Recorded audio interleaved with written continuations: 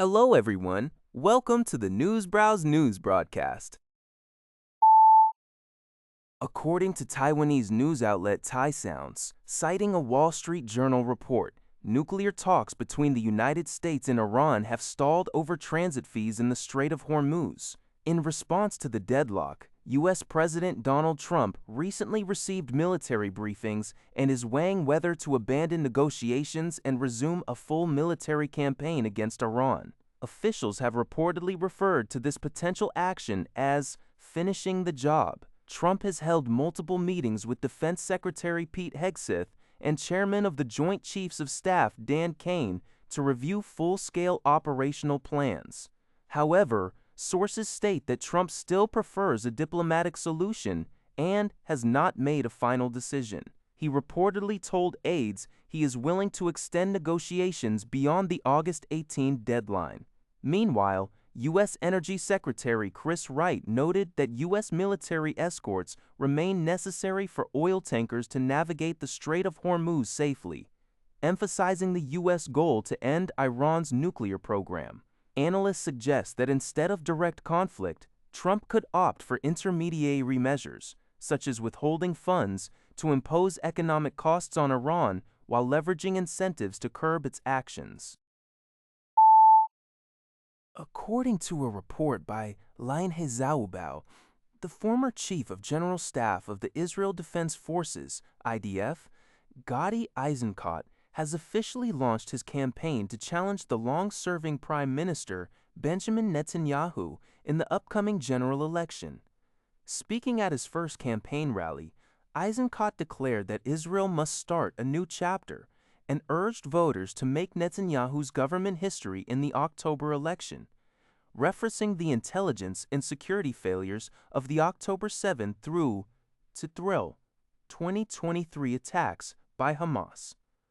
Eisenkot, a vocal critic of Netanyahu's wartime policies, founded the Yashar, meaning straight or honest, party in September 2025. Netanyahu is Israel's longest-serving leader since its founding in 1948, having served 3 terms totaling over 18 years. According to recent polls by Israel's Channel 12, Eisenkot's Yashar party is projected to secure 22 of the 120 seats in the Knesset, positioning it closely behind Netanyahu's ruling Likud party, which is expected to win 24 seats. This strong showing positions Eisenkot as a formidable challenger to Netanyahu's long-standing leadership. According to a report by the Liberty Times, Pope Leo XIV has repeatedly criticized U.S. President Donald Trump's hardline immigration policies, which involve aggressive crackdowns and deportations, urging the administration to deeply reflect on its treatment of migrants. In response, U.S. Vice President J.D. Vance expressed strong disagreement, calling the Vatican's stance on immigration concerning. Speaking on Fox News, Vance, who is a practicing Catholic, stated that he harbors no hostility towards the church leaders and welcomes dialogue. However, he emphasized that they must remember that mass immigration also creates victims, pointing to issues such as domestic security and public safety. This clash highlights the ongoing tension between the Trump administration and the Vatican. Pope Leo XIV has previously criticized other U.S. policies, such as the February airstrikes on Iran, though he recently praised the peace agreement reached between Washington and Tehran to end that conflict. According to Al Jazeera, North Korean leader Kim Jong-un has sent a congratulatory message to Chinese President Xi Jinping on the 105th anniversary of the founding of the Chinese Communist Party. In the message, Kim pledged to steadily strengthen relations with Beijing, describing their recent summit in Pyongyang on June 8 and 9 as a historic occasion. He emphasized that the stance of both the party and the government is to progressively develop ties based on their historical roots and socialism.